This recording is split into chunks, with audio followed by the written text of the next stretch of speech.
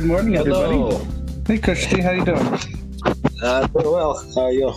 I'm doing all right. And I guess we have Dan in the middle of us right here, but Dan's not quite here yet, so we can pick on him while he's not here. Yeah. So Dan is joining in 10 minutes, and before you can enjoy, just asked. What's new, how have you Kushti? been? So actually a lot of things. So there was quite intense devs chat yesterday, and a lot of discussions today as well. As it seems, Gluon testing has broken testnet Explorer.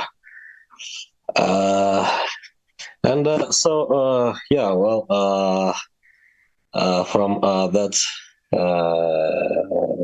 it's quite clear that Gluon is doing testing in the testnet, and Dexia also is doing testnet testing.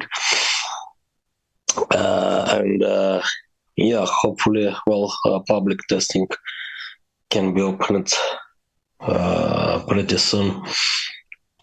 Aside of that, I see a lot of events in the ecosystem, right? And TVL is going up, which is good. With some even not quite expected, right? Projects doing very well, such as Hodlbox, for example. And I myself now compiling a list of projects to wait. Some of them are not public even, but yeah, there are like 5 or 6, including Analog, Ergo, Gluon, Dexi, Rosen. Also, maybe more than 6, like 8. But yes, some are private even, so I can't really talk about them right now. So it seems also a lot of dramas happening around right now, but maybe it's better for you to cover them. So what's going on there?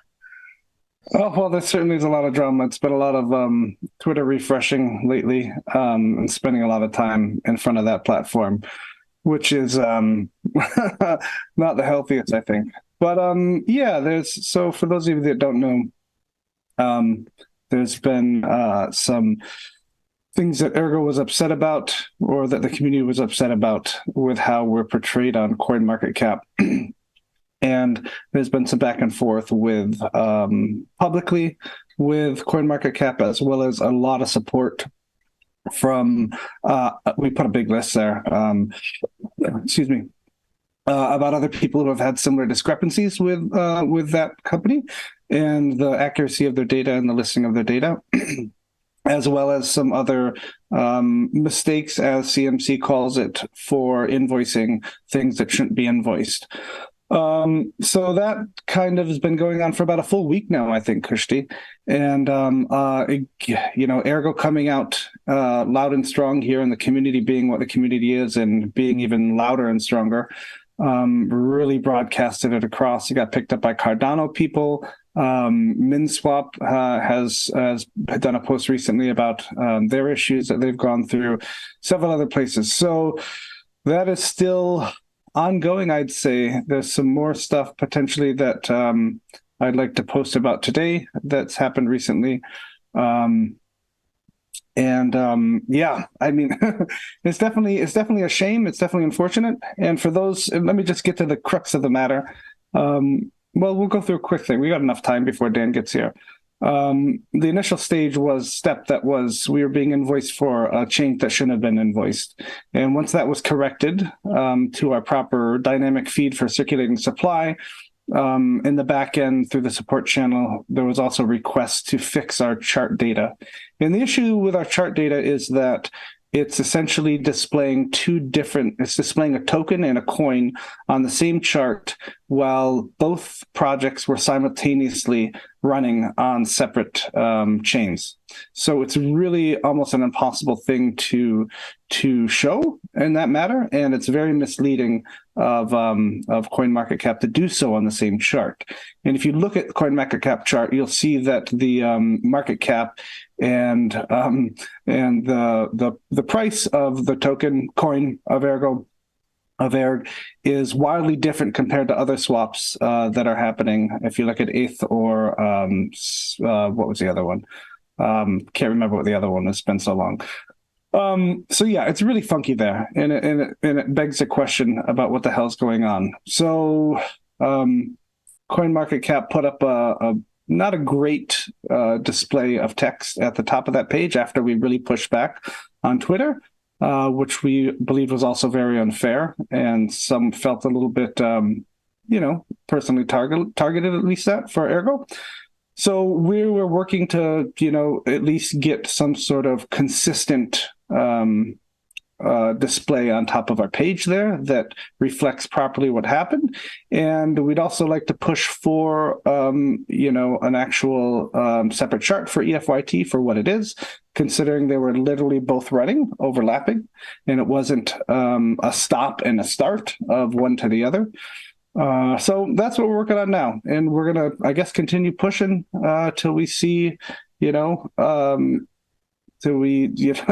the Ergo way.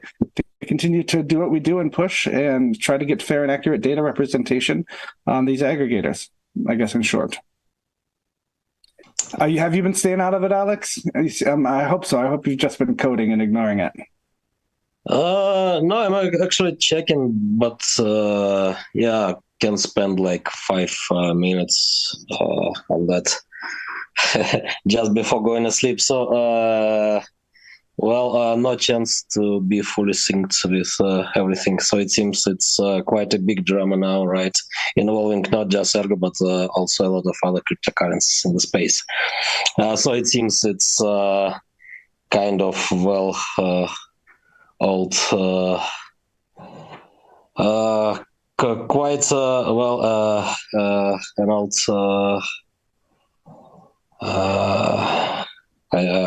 I don't know, a piece of drama ready to explode now, right? Yeah. And actually already exploding. So we can wait for much more revelations in coming days, probably from many others in the space. As it's already going on.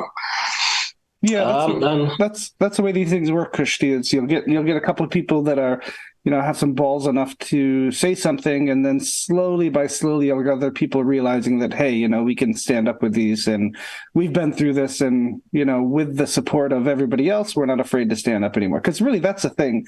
I think I mentioned it with when I was speaking with Glasgow in the Dev Update last week. Is that Ergo has the benefit of being a decentralized chain that can keep running as heads get chopped off, essentially, of spokespeople or whatever.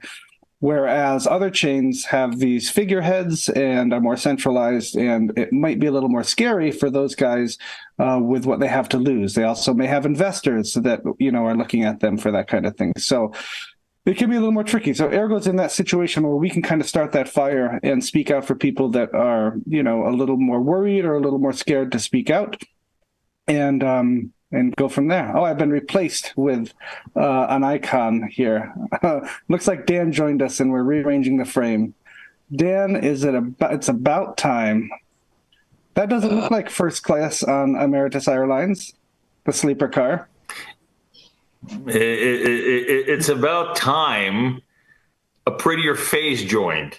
You see the light, the light coming down. It is beautiful. You see this beautifulness. It looks angelic, Dan. Yeah, I am very, very angelic. That's why my name is Dan, which means angelic in many, many languages. So, what have you guys been talking about here, huh? What have you been doing since I've, not been here? Kushti gave us a good update on what he's working on, some secret stuff too. And we just went over a little bit of the drama. Kushti says that he does check in on the drama about 5 minutes, 10 minutes before bedtime every night. I didn't even know Kushti slept, honestly.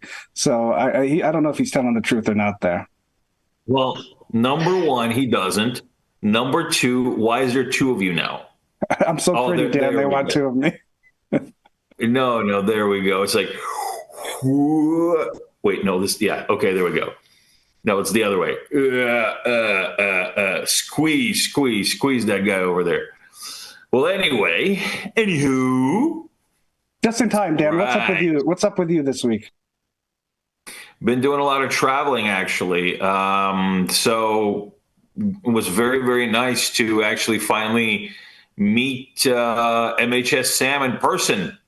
We met in Dubai at the conference, and we've spent some time actually talking over some of the plans for Rosen, which is really cool. We're thinking of how to expand Rosen, how to potentially expand on the proposal as well for Catalyst 11 to kind of get more adoption for Rosen. Also, it was really interesting to be able to kind of talk to channel partners over there potentially for Rosen deployment. I've also done that out here in Istanbul, where I am right now.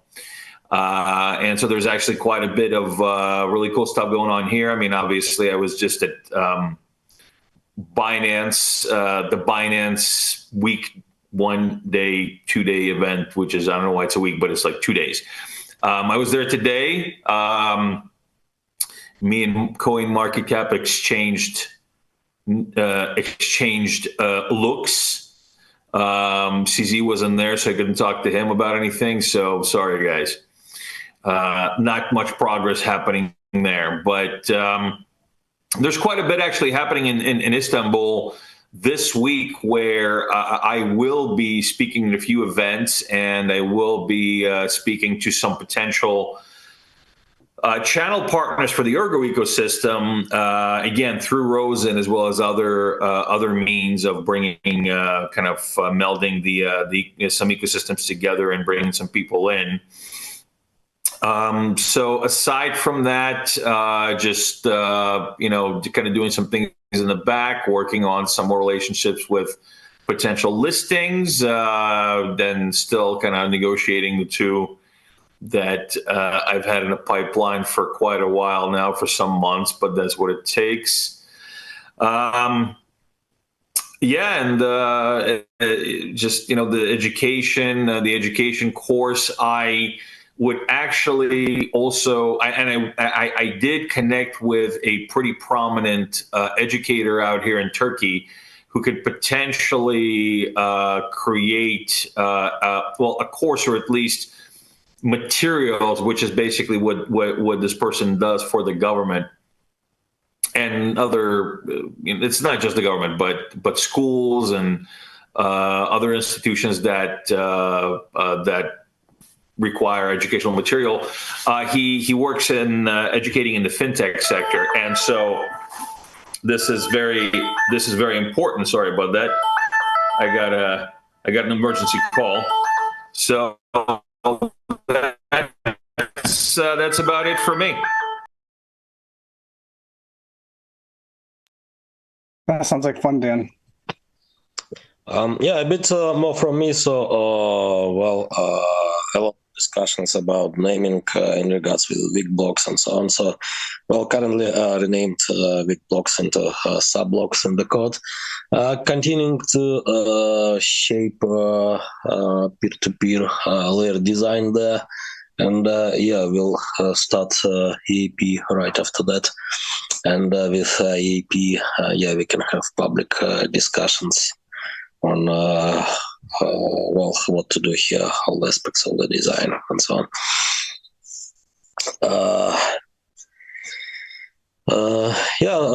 Also, from devs chat, which will be covered by Sunday video.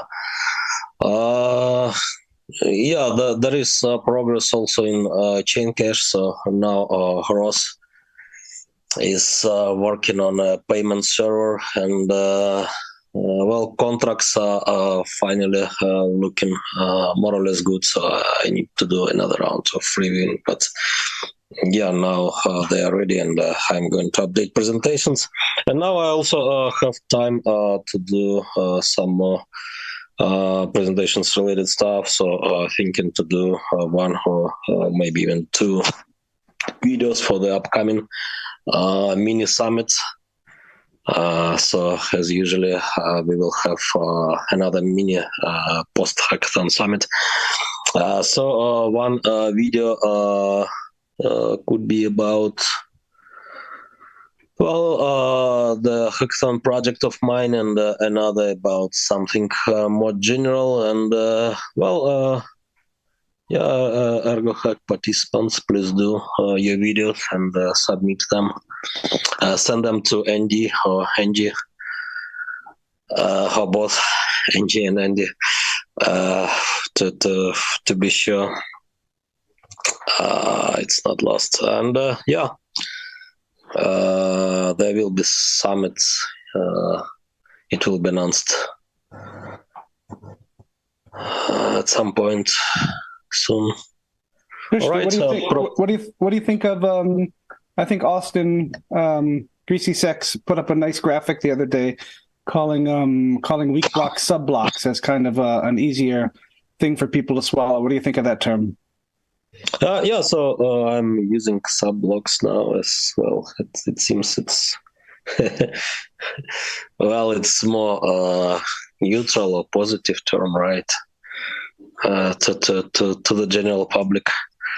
So It's funny how that kind of stuff just catches on. It's like a lot of shit's flown at the wall, and then just something sticks, like Demirage and that kind of stuff. I think it's funny, not funny, but it's really cool to watch that kind of stuff happen. And it's nice that we're in the stage here in Ergo where so much stuff is being innovated that we can see that happen and we can be part of it. Yeah, that does sound pretty funny. True. Laughing on the inside. Laughing on the inside. Yeah, actually, so Ergo Hack, well, not Ergo Hack, I'm sorry, the Ergo Summit that's coming up, I'm also going to be making a video for the Ergo Summit from our end, from the Zengate side. So I'm excited about that. That's already in the pipeline. QX is going to be doing a tap dance for everybody. So that's also going to be fun, I think. Did we get the questions? That, right? I'm not the best dancer. I'm the best dancer. My wife took pity on me and has been teaching me. So yeah, let's hit questions. Yeah, but can provide even more updates. But yeah, not so public time. So in the Ergo Foundation, there are a lot of discussions, as I said before. Reviving and changing the way of how marketing by the Ergo Foundation is done. Right, it's not the only one marketing team, so there are Sigmanauts and so on. But yeah, for the EF related team, so there were a lot of discussions. And there will be a presentation on Monday with updated strategy, and maybe we can do some things public after that. Christy, will we see the new team, Bez and those guys in main chats a little more once they start? Once that paper comes out, once that update comes out. Probably. Sorry. Probably, yeah. Great. I remember when I first came on to Ergo, I did feel that was one of the things that I did feel is that I didn't have without me reaching out directly, it was tough to feel that connection with the team there as far as that goes. So yeah, that'll be nice to see them in chats and see that they're a regular guy just like Dan. Yeah, they're very regular, but that's because of the high fiber diet that I'm on. All right, regular guys. So now it's time for the questions. Yeah, it is time. It is time. It's actually time to ask tough questions from QX. So here's the first one. QX, seeing that the SIGs will be one of the guards for Rosen, have there been any thoughts, ideas into what the SIGs will be looking into using the income on? So Basically, if you're going to be guards, what are you going to use the money for? Well, the funny internet money for once you get it from doing that job.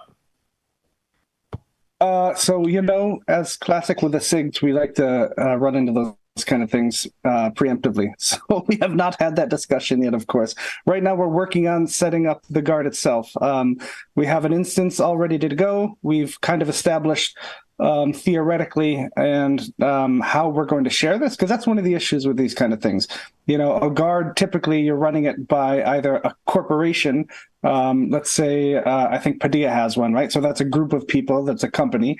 Whereas a SIGs is more of a loosely organized group of people with similar interests. So it's kind of hard. There's got to be some sort of trust involved in that, which of course is always risky. So what we've thought we're going to do, and what we're starting to do in practice, is we've spun up a server. We've given keys to access this server. You don't even need passwords. These are public and private keys that you can SSH into the server via that way. We've spread out the keys to 2 people. Hopefully a couple more people will get those keys to actually access the server. And then, of course, we'll spread out the seed as well of whatever wallet is containing this thing to others in the SIGs as well. So we are a little lucky in that what Rosen allows us to do is not have to worry about somebody being a bad actor. Other than, our stake in the game. But what'll happen is if let's say somebody is a SIG and they're a bad actor and they lock us out of the server and they start, doing things or taking all the funds for themselves, all we would have to do as SIGs is notify the rest of the guards and say, hey, this account has been compromised. This badge is no longer, you should no longer consider this. Please slash it. And the guards would slash it. So the incentive there for somebody to be destructive in that nature is very, very low. So at least we're lucky in that way. So we feel that our method of sharing the keys to access the server, sharing the seed of the wallet itself that will contain these funds is going to be good enough as far as that goes. But as far as the other side, where what do we do with the money? It's going to go into our treasury, of course, and we'll move forward with what we're our mission is, and that's to broadcast and push forward Ergo. There was some talk, somebody had mentioned in SIGs the other week, doing a community hackathon, kind of a little bit of a smaller thing, not such a big kind of code base there. Maybe a little tooling kind of hackathon there where we could get some people interested in creating tools like HQ does with bots or those kind of things, or Louis Vatra does with a tip bot. More of those little tooling kind of things are super fun and more community-based as opposed to a core dev based or a serious hardcore coder that would do protocol changes. So those are some ideas there. And of course, in fairness, I've been really wrapped up in this Twitter debacle for 7 days straight. So all that kind of stuff is on the side while I'm trying to focus on this and see a way out of it.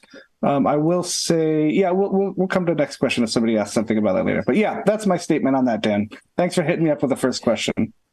Sure, no problem. So for community hackathon, it could be centered around marketing even. So a few years ago, I was among judges in a grant program by Zcash Foundation. And it wasn't just about R&D stuff, right? But there were some applications for serious stuff, like doing, research in payments privacy or developing something like privacy preserving wallets. But also, there were a lot of submissions on doing something small, like designing posters, right, to then cover walls in the real world with them. Something like that. So maybe there could be even community, grassroots marketing hackathon for such stuff. That's a great idea, Krishna. Thank you. Yeah, we teamed up with Ergo, I believe, early on in the SIGs, maybe like 6 months ago, and we did a really nice co-op where we donated some ergs to Ergo. They did a ton of advertising push on Twitter for us with their kind of ranking system, and then we teamed up there and pushed that message as well. So that was a lot of fun. So you're right, Kushti. Those kind of things built into a hackathon would be ideal and something that the SIGs could pretty easily tackle. So great, thank you. All right, so there is an interesting question about bridges. So let's tackle this one. Okay, so what do you think will prevent dApps or blockchains from forming fee or service cartels, since there's no governing body above all making it illegal to coordinate against users? For example, and there's a second part that says, for example, it's in a separate line, so I'm not going to select it, but it says, for example, all bridges decide to increase their fees to the same value at the same time. So, so first of all, so coordinated fees only work if there's demand, right? So, they can coordinate fees, right? And they can all charge the same fee. But the point of it is, and this is just like with oracles, actually, it's kind of the same thing. At what point is it worth it financially for you to use a decentralized oracle versus a centralized oracle? As far as data quality, as far as on-chain data integrity, as far as all these other business decisions that you have to make, right? And of course, we want to use decentralized as much as possible, but you have to have a hybrid solution, and you have to understand, okay, when do pros outweigh the cons? And so in this particular case, number one, I highly doubt that every single bridge everywhere will be able to make this decision, especially decentralized bridges. That's number one. Number two, even if something like this was possible, my feeling would be that it can only increase to where it's just not worth it for somebody to use a bridge. And at that point, it will die because nobody would use it because the fees are too high. So that's kind of my feeling on it. I could dig a little bit deeper on it, but maybe Alex, what do you think on that? What are your thoughts on this?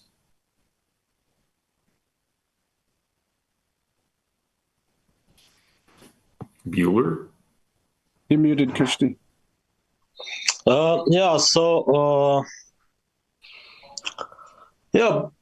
Pretty much the same. I didn't analyze closely cryptoeconomic security of the Rosen Bridge, but yes, so such problems, everywhere. And the general line of reasoning is like that. Exactly. So, it's. It's a pretty standard problem, I believe. Such. If I could also add, though, that that's the beauty of Ergo, essentially. If you know what Rosenbridge is out there for anybody to take and copy and do, and in the end, competition is good and will win in that matter for the consumer. So let's take an example that just happened this week. Mitch Erg posted on Twitter that, hey, you want to trade a bunch of stuff and you don't want to pay if you're trading a couple $1,000s worth of tokens on Spectrum. You don't want to pay 6-7 ergs or whatever it is for that many tokens to swap. Spin it up yourself. And he showed an example of himself spinning it up and hosting the interface. Comet's hosted an interface of Spectrum to avoid the UI fees that are integrated into that. So that's the beauty of open source, guys. Anybody can take this and spin it up and undercut whatever cartel's out there and going from there. I don't know if you'd have that on other ecosystems where things are proprietary and closed source, but honestly, that's the beauty of Ergo. That's interesting take, and I'm assuming that everything should be open source, right? Otherwise, what's the reason in using something which is not known, right? How exactly working under the hood. So yeah, well, and well, in case of misbehaving, let's say unpopular kind of behavior, right? Yeah, well, open source also matters, right? So well, it can be easily forked, and then well, yeah, people will use fork. All right, guys, with that, I got to go take my son to school. It was an honor to fill in for Dan for a few minutes. They're big shoes to fill, but I hope I did an okay job helping you out. I got the shoes here somewhere, actually. Yeah, I got them somewhere right now. I could show them to you, but I won't. And I just want to let everybody know, make sure to get your, represent, folks. I stole this from Joe. It's the Rosen Bridge. I stole it from him in Vegas. He set it down, and that was the end of it, so... That's pretty messed up. That's pretty messed up. I know. You know what it's gonna. I think the next post from the Ergo account is going to be, perhaps I have one of. Hang on. Let's see this. Where is it? Here we go. I am going to wrap this guy up in the Ergo Rosen Bridge sweater, in hope of a preview of some wrapped hosky coming over to Ergo. So that'll be fun. Wow, that's very. Yeah. Yeah, totally on the nose. Good job. Guys. Good job. Now you can have fun without me. Right. Ciao. Hasta lasagna. Don't get any on you. All right. Have a good day. Bye. Oh, okay. Well, hey, that's me. And then now we got a kaleidoscope of Kushti. All right. Okay. Well, let's get going with some more questions here. Let's see. Okay. Well, here's a quick one. Dan, when is Ergo Pulse coming out? When Ergo Pulse is coming out, or I guess when is the new Ergo Pulse coming out? So we are really trying to get it going. We have actually several guests and a couple of shows planned out. It's a matter of scheduling these things. Unfortunately, and this, I don't really like it because I really want this to be a monthly program that comes out regularly. We used to do this. I guess things got hectic and we fell off schedule, but Ergo Pulse is definitely coming back. We're definitely doing it. We're going to try and do one with Chris Ray, and then follow up with Chris Ray. We're going to try and do one do one with Rosenbridge and with MHS Sam, as well as a couple of other ones that we have in the pipeline. So it's definitely coming. I will arrange it with Andy. I will arrange it with everybody to make sure that we get it back on schedule and back on track. So. This is definitely a priority, and it is coming. All right, let's see. Let me see. I have another question here. Just this UI, UX, your UI is not being cooperative. Okay, here's a question about, I guess, what I'm doing right now. Okay. So, Dan, how would you gauge the reception at the various talks and meetings you're having regarding Palm, the concept of tokenization of commodities? So, the talks are really good. The reception is really good. And the reason is because we don't talk about tokenizing commodities. We talk about the utility of tokenizing commodities. In fact, once in a while I'll get a question and say, so this doesn't use the blockchain, does it? I say, of course it does. It uses the blockchain for all this different functionality you see come at you. But that is the beauty of what we're building, is that we're using Ergo in the back, and we're using pretty much, it will use Cardano later on down the line, but right now it is just all Ergo in the back. And of course I want to tell them why it's so great. And once in a while I do, I tell them why we picked Ergo, why, Ergo UTXO works so well with what we're doing, how the protocol works, how Interprotocol works.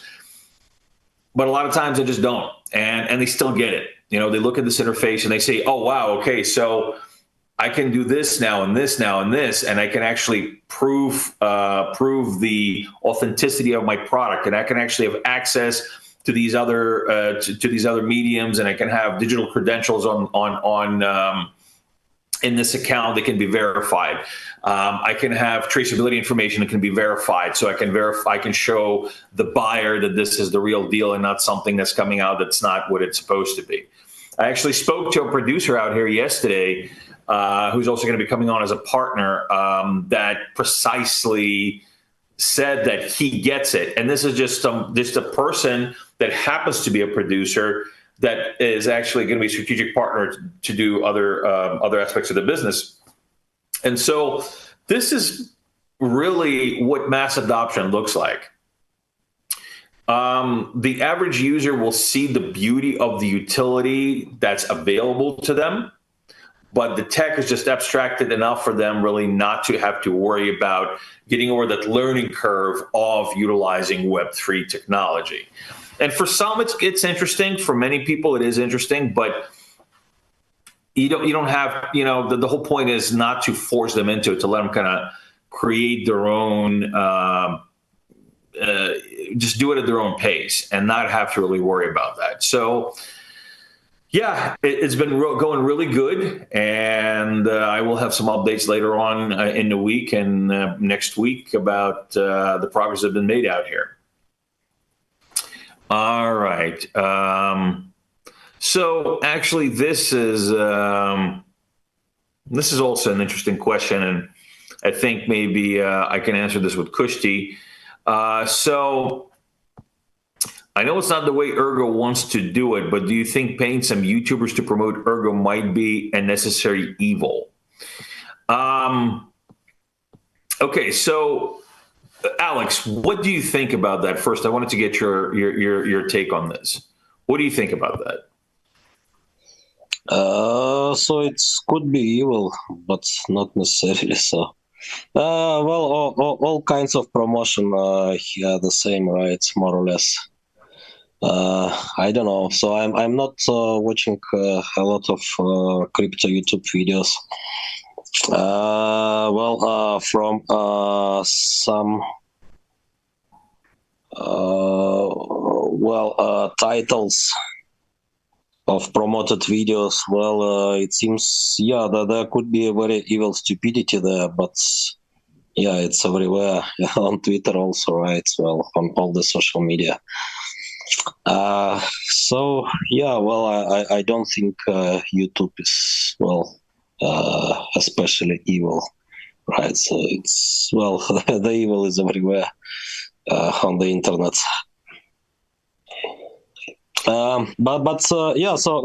It's would be good to get more coverage, right, on all the social media. Also.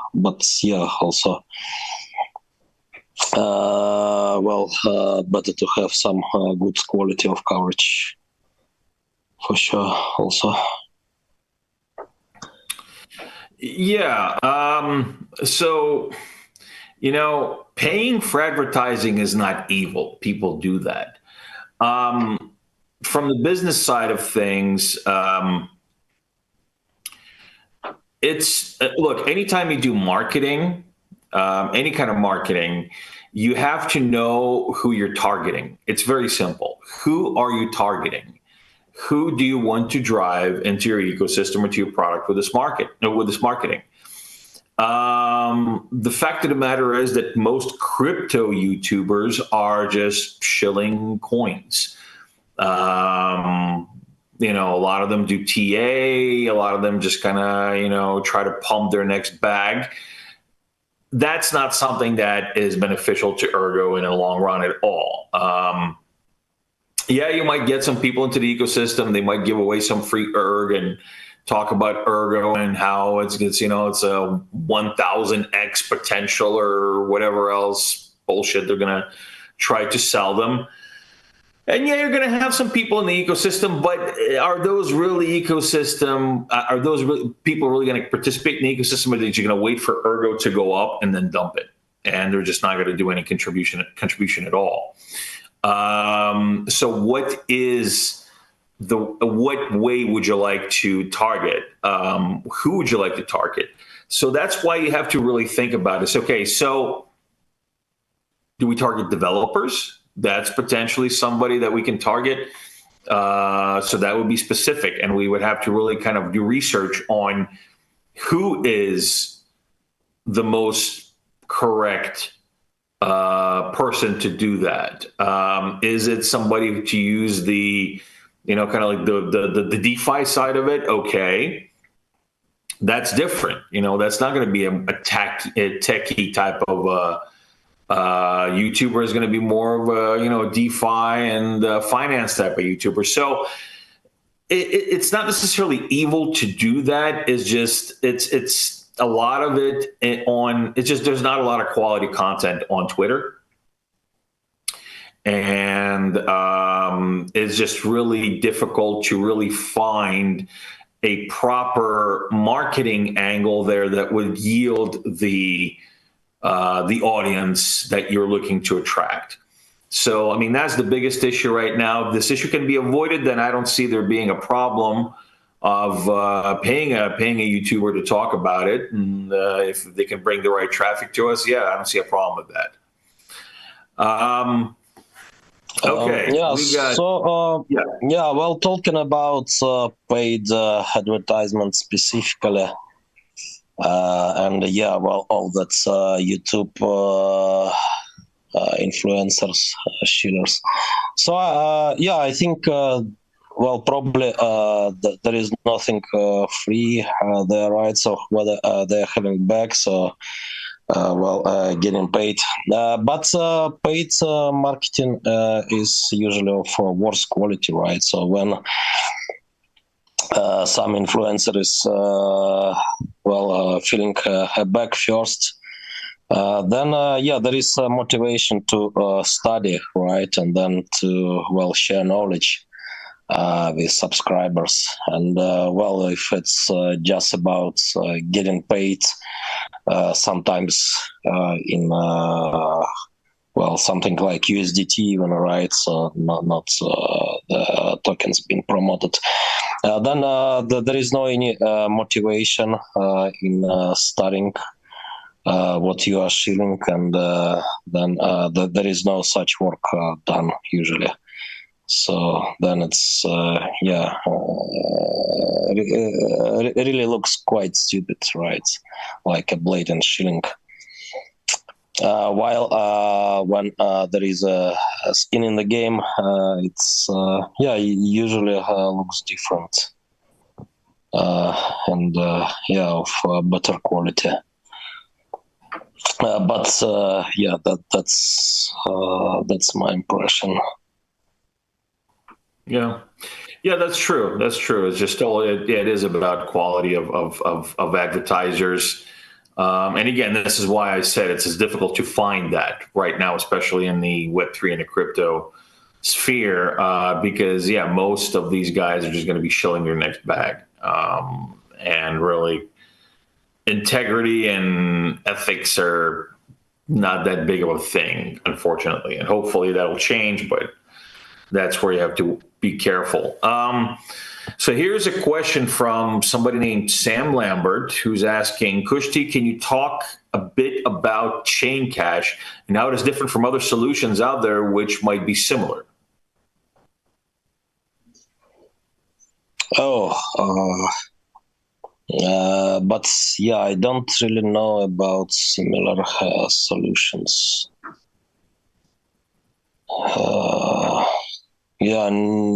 Need to check. Chain Cash is a peer-to-peer system on top of Ergo. Maybe support for other blockchains possible. And in this system, money can be created in a peer-to-peer fashion without any central authority with elastic supply, right? So there is elasticity of supply possible, unlike stable coins, for example. But at the same time, some known unit of account can be used, such as gold or USD or whatever common unit of account. And then, yeah, it's quite a peer-to-peer system, right, on top of existing blockchain, where you can have reserves, right, working as a chain cash bank, and you can issue new money, new notes against your reserves. But also, well, if you are spending money and notes received from other banks, so you are co-signing them, and well, in case if previous reserve is unable to pay, so then you are covering this debt, right? The higher you note. And then, yeah, it's kind of collective backing mechanism, where you are potentially backing all the notes passed through your bank. But yeah, only if previous banks are bankrupt.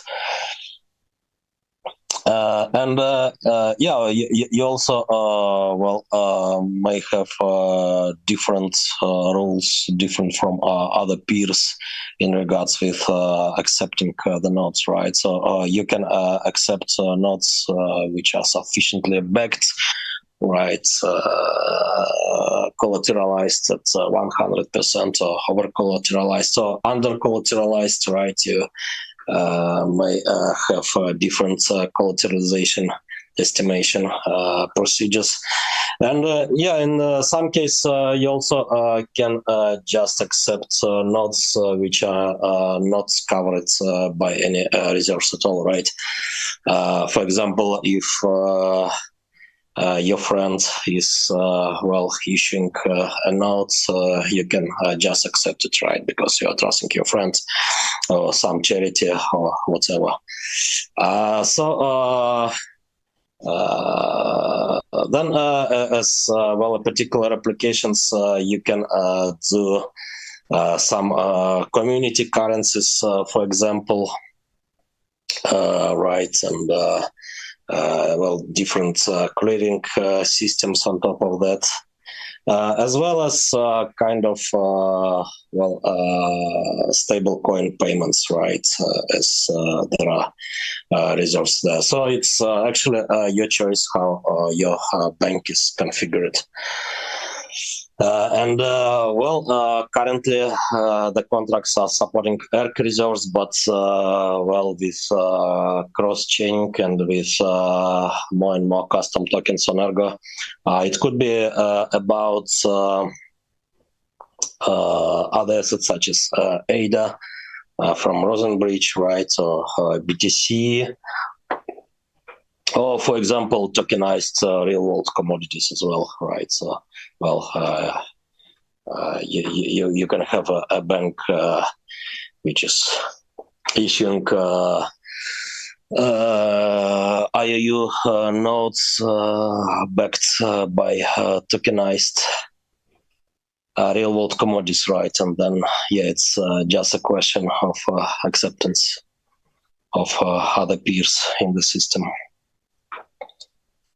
That's it in short. And there is a video done for an Ergo Summit, the previous one, Springs, not Ergo Summit, Ergo Hackathon, Cypherpunk edition.